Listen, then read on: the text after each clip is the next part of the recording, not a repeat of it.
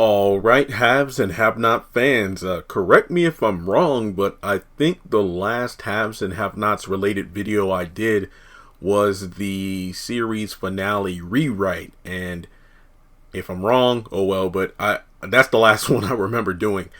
And I just have to say again, thank you so much. I mean, the video itself is over about what, 13,000 hits, and to me that's a big deal because I dropped that video about a month after the series finally came to a close, and I figured, oh man, by then, a lot of people will probably not even want to hear what I have to say because it's, kind of late. But at the same time, it's like I said in the video, I wanted to wait until the cast reunion special had aired because maybe the cast had some more insight as to what may or may not have made the final cut, or if they even had some suspicions about what actually happened, and that actually turned out to be the case. But I put a lot of work into that video. I just appreciate that you all loved it. For the most part, everybody thought that, hell, if nothing else, you did a better job portraying the finale in terms of at least giving us some sort of a conclusion, even if it wasn't, like maybe one or two people felt like, I don't think I agree with this part or that part, but it was just overall received very positively. And that's a big thing for me, considering how much work I put into it. So thanks again for helping that video do as well as it did. But for this particular video, I'm not going to be before you too long here. A lot of people just ask, why the show ended? Why did you cancel it? On the same vein as you did this, you have connections to Tyler Perry. No, I don't. Folks, if I did, I would have been at that special, but I wasn't. So I just wanted to do a quick video kind of addressing something that really popped up a lot during the birthday live stream I did last night. And, is the show going to return? And I feel like it's the subtle clues that we've all seen in, the past several months with Tyler Perry. It's kind of out with the old and in with the new. I think this goes back to, if I'm not mistaken, 2019, where he did the grand studio gala opening for Tyler Perry Studios. And, obviously the press was going to be there. So not only were cast from his previous shows there, but it was kind of made a point that the Sisters and the Oval's cast would be there in attendance too, even at the Hollywood Walk of Fame, where he got his star on the Hollywood Walk of Fame.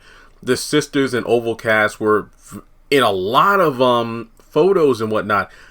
2 years, yeah. I mean, it hasn't officially been 2 solid years, but it's been, I want to say, a couple months less than 2 years. If you go back and look at articles and even some old videos, you'll see lots of footage of the new cast there, because it's like, passing the torch. It's like the haves and the have-nots of Loving You Is Wrong, House of Pain, when we actually thought it was over, Meet the Browns and whatnot. It was like, okay, these shows are the ones that established Tyler Perry to put him at the level he is now, but let's take it to a new level with Viacom, with Sisters and the Oval.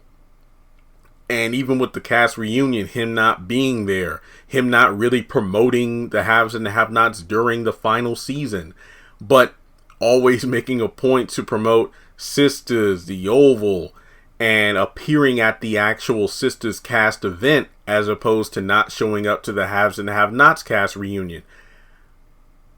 I can't really blame him, because of the fact that, well, everybody gets tired of doing the same thing over and over again. You want to try something new. The haves and the have-nots was a breeding ground of new opportunities for Tyler Perry, and you could kind of tell towards the middle/ending of the show that it was kind of over and done with, and he's on to, I don't want to say bigger and better things, but he's on a bigger platform, Viacom, than he was on the OWN network, allowing him to produce things at a much faster rate than he was able to do at OWN, because at OWN he was able to produce things so quickly, but OWN was such a condensed and small network. It's like the OWN network was a pond, but Viacom has supplied Tyler Perry with an ocean.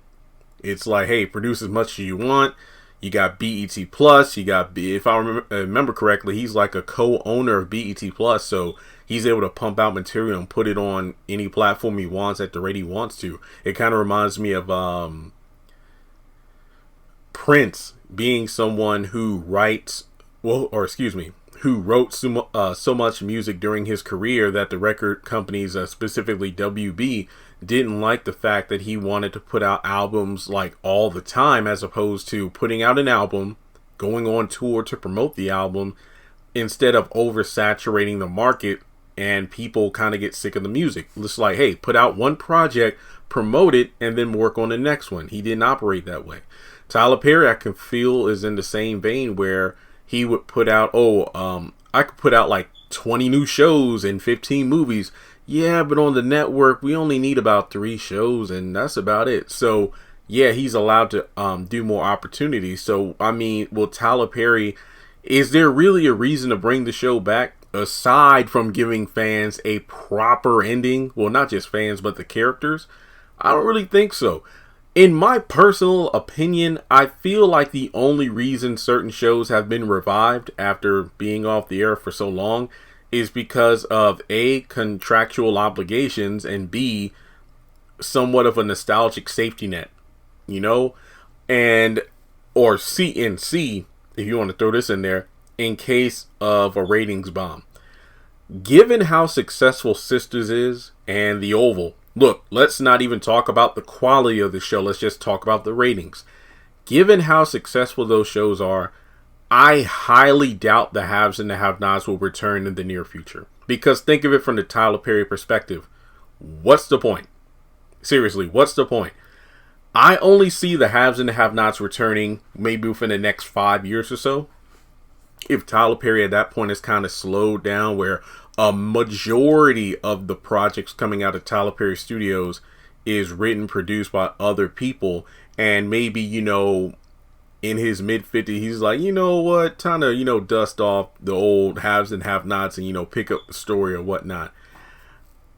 I could see that happening, but I just think about like House of Pain and Meet the Brown, well, Assisted Living. I think those shows kind of, I feel like, you know, he has X amount of episodes on a network that a contract demands he do. So he probably has like, okay, here are like the 2 major projects I want to do, but then I'll throw in these 2 as like the more comedic ones because they don't require as much effort as the dramas I'm producing. So let me go ahead and, in my own opinion, I think House of Pain was probably brought back as an apology to the fans for how awful The Pains was and how badly it was received.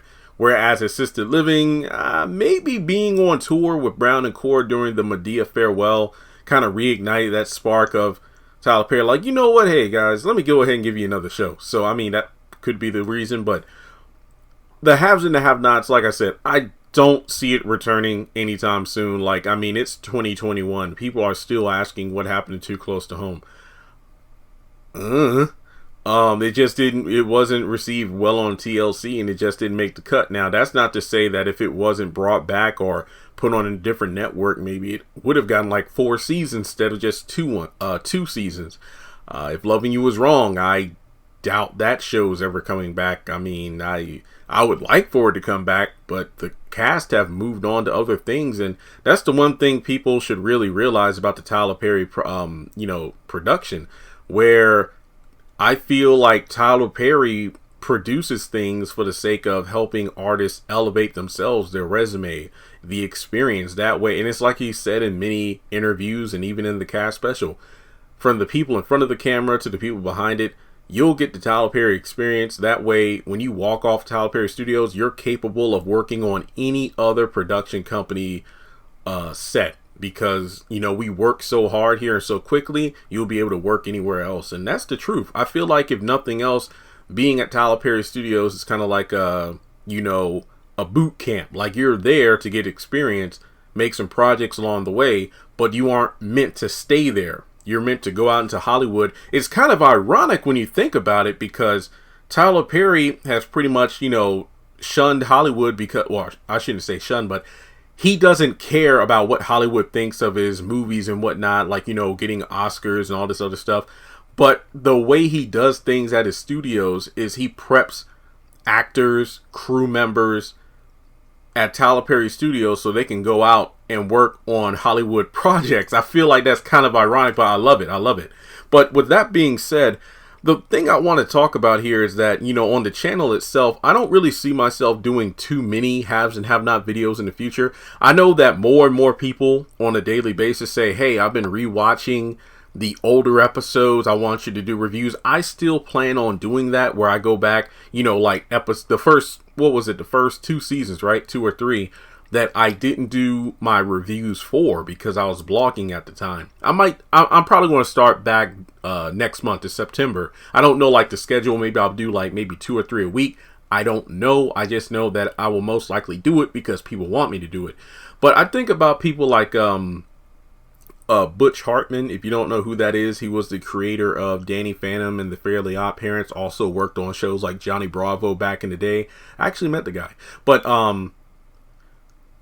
I think about his YouTube channel and the fact that a lot of his new projects, like, you know, the cartoons and all he works on now, none of those do very well, not to mention the videos that he does talking about them. The only videos on his channel that actually do very well in views are related to Danny Phantom and the Fairly Odd Parents. I feel like he's done at least 20 videos talking about here's why the Fairly Odd Parents got canceled. Here's why Chloe was added to the cast. Here's what Danny Phantom and his friends and family would look like 10 years later. Here's what the villains would look like. And I don't want to be that channel where I just talk about the haves and have-nots after it's done for the sake of views. But, you know, hey, I just don't want to do it because I'll get sick of it. But like I said, I will gladly do like a rewatch because, I mean, there's a channel, Ace Trainer Liam. He does like a series where WTF, where he rewatches the Pokemon anime and he does a video for each episode talking about the WTF moments. I think that's hilarious due to nostalgia. So hopefully people get the same kick when I do the reviews for the original Haves and Have-Nots episodes. Like I said, I tried to do If Loving You Is Wrong. I made it like through 1 to 3 episodes, but the views were not there. So with the haves and the have-nots, I might do like maybe the first 10 to see where the views are at. If the views are pretty decent, then I'll continue. If they aren't, I'll just stop and do something else.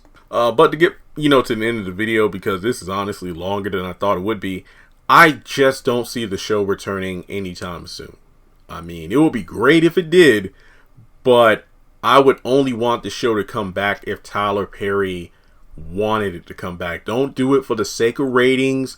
Don't disguise it to say, hey, the fans wanted it back. So it's like, nah, fam. It's like people have been going on about it since the finale over a month ago, and it's never been addressed by you, nor were you at the cast reunion. So don't disguise it like, I'm doing it for the fans, but then we know, yeah, that's because your other shows are tanking in the ratings and now you want to bring it back. No, I only want the show to come back if Tyler Perry puts his foot in it.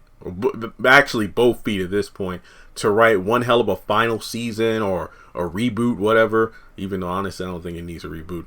To give fans, you know, the closure we need. But like I said, if you look at it from the business standpoint as to what I mentioned earlier in the video, he doesn't need to bring it back because his current shows are doing that well. But that's just my opinion. Looking past but from what I want versus what the reality of the situation is. So let me know what you think in the comment section below. I know a lot of things were left unresolved, mysteries that I feel will never get answered, and it's kind of left up to us as fans to come up with a conclusion in our own minds. Like I said, ever since I did that rewrite of the series finale, I was pretty much done. Like, that was it. That drained me because it was so exhausting to do. But at the same time, I feel like I got everything off my chest that I wanted to, that I felt that was relevant to a finale / epilogue. But we can talk about it more in the comment section below. Like I said, I will definitely keep you in the know about when I'll go ahead and start doing the rewatch. Like I said, I think I did the first 1 to 3 episodes already, and that's in its own playlist. I'll probably share that in my community tab so you can find it. But you can let me know how those videos did, and if you felt like, oh wow, Jeremy, this is great, then I'll definitely pick it up where I left off. So thanks so much for tuning in, and make sure you like and subscribe to the channel. You know, like the video and subscribe to the channel. I'd really appreciate it. And with that being said, I'll catch you in the next video.